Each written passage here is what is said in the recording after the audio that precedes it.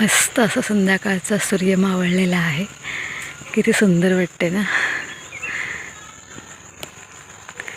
आता मी आहे कोकणात.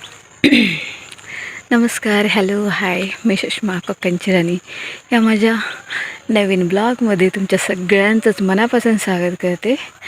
आजच्या आपल्या ब्लॉगची सुरुवात करणार आहोत सुंदर आणि छान अशा संध्याकाळने.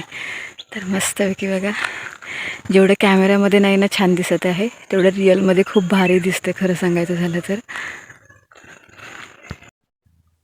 हॅलो, हाय, नमस्कार. कशा आहात आपण सगळे?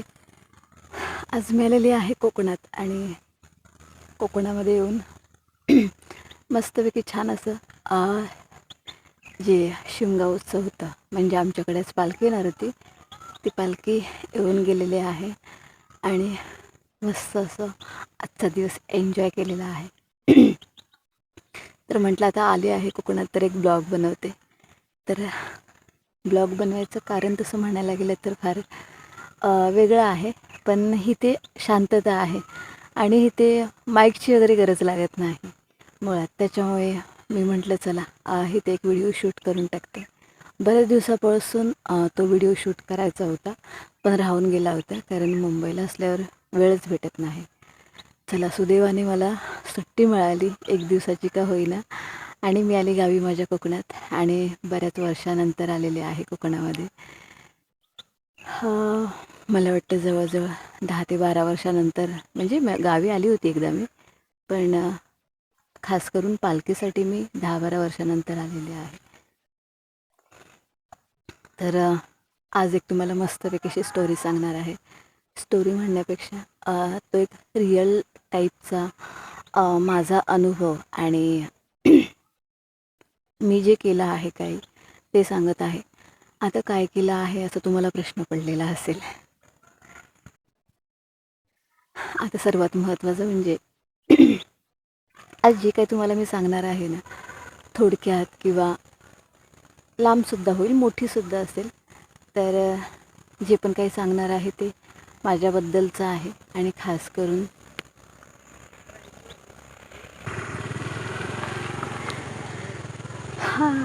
हाय, हॅलो, हा बघा आलं. हाय, या, कसं आहे?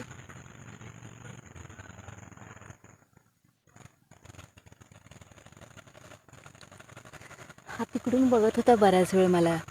मी अर्धा व्हिडिओ शूट केला तोपर्यंत तो मला तिकडून बघत होता, एकाच जागेवरती शांत उभा राहा. नंतर हळूहळू पुढे आला.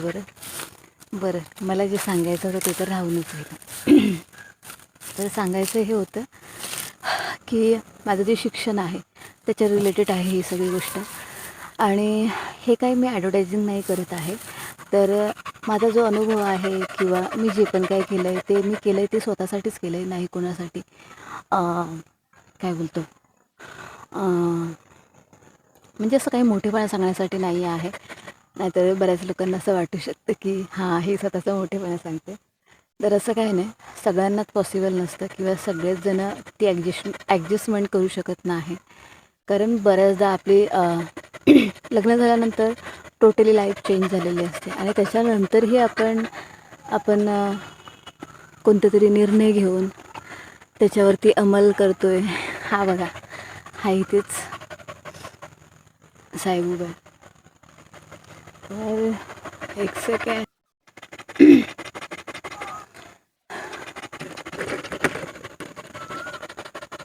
कोकिळाचा आवाज येतोय का? तर मी जिथे शिकली, माझे 10वीचे काही विषय राहिले होते आणि 10वी मी जवळजवळ किती वेळा दिली असेल विचार करा, 3 वेळा. कारण की 10वीमध्ये गॅप गेल्यानंतर जेव्हा खूप मोठा असा 10-12 वर्षाचा किंवा 15 वर्षाचा गॅप जातो ना, त्याच्यानंतर स्टडी करणं खूप हार्ड होऊन जातं. कारण तिथलं आपलं ते कनेक्शनच तुटलेलं असतं ना खरं तर. मी खूपदा असा विचार करायची की मला असं योग्य मार्गदर्शन करणारं कोण व्यक्ती भेटेल वगैरे, किंवा असे कोणते शिक्षक मिळू शकतात का की जे आपल्याला शिकवतील ते मनापासून, किंवा आपण त्यांचे शब्द ऐकून आपल्याला तिथून काय प्रेरणा मिळू शकते आणि आपण जिंकू शकतो. म्हणजे आपण स्वतःला पुश करू शकतो. तर मी ना जॉबला जायची. मी म्हणजे पार्ट टाईम जॉब बघितला होता. तर असंच जाता जाता मला एक होप क्लासेस असं त्या क्लासेसचं नाव होतं, होप्स कोचिंग क्लासेस. तर त्या क्लासेसचं नाव होतं ते, आणि तिथे खूप इंजिनिअरिंगची वगैरे मुलं यायची. तर मी म्हटलं, तिथे बोर्ड लावलेलं होतं. फार काय मोठी म्हणजे ॲडव्हर्टाईज त्याची केलेली नव्हती. सिम्पलचं बोर्ड होतं. एकदाच लक्ष गेलं. म्हटलं चला आता आपण इथून काहीतरी इथून आशा दिसते मला, होप्स म्हटलं तर आणि झालं तसंच. तर मी तिथला नंबर घेतला आणि फोन केला. फोन केल्याबरोबरच त्यांनी बोलले मला की तुम्ही भेटायला या करून. मग मी भेटायला गेली की त्यांना विचारलं की तुम्ही कसले क्लासेस घेताय, किंवा ते क्लासेस कितवीच्या मुलांचे घेता तुम्ही, सगळं काही विचारलं. म्हणजे डिटेल्स तर होते तिथे, पण तरीसुद्धा मी विचारलं. मध्यंतरीच गाडी आली होती. मग काही नाही, त्यांना जाऊन भेटली. त्यांनी मला सांगितलं आणि मग नंतर मला फर्स्ट आधी त्यांनी मला विचारलं की मॅडम तुम्ही का शिकताय, म्हणजे कशासाठी शिकताय. तर मी त्यांना म्हटलं की मला जॉबसाठी शिकायचं आहे. करून मी असंच म्हटलं होतं खरं, आणि हे खरं आहे. तर मग नंतर ते म्हणायला लागले की फक्त जॉबसाठी शिकण्याचं तुमचं उद्दिष्ट आहे का. तर मी त्यांना तेव्हाही म्हटलं हां हो करून. पण ह्याच्या आधीही मला असं वाटायचं खूप की मला योग्य मार्गदर्शन करणारी लोकं पाहिजेत, भेटली. आणि तशीच पुढे भेटत गेली ही. फार जास्त नाही पण भेटली. जेवढी पण भेटली तेवढी माझ्यासाठी ती काय बोलतो योग्यच होती.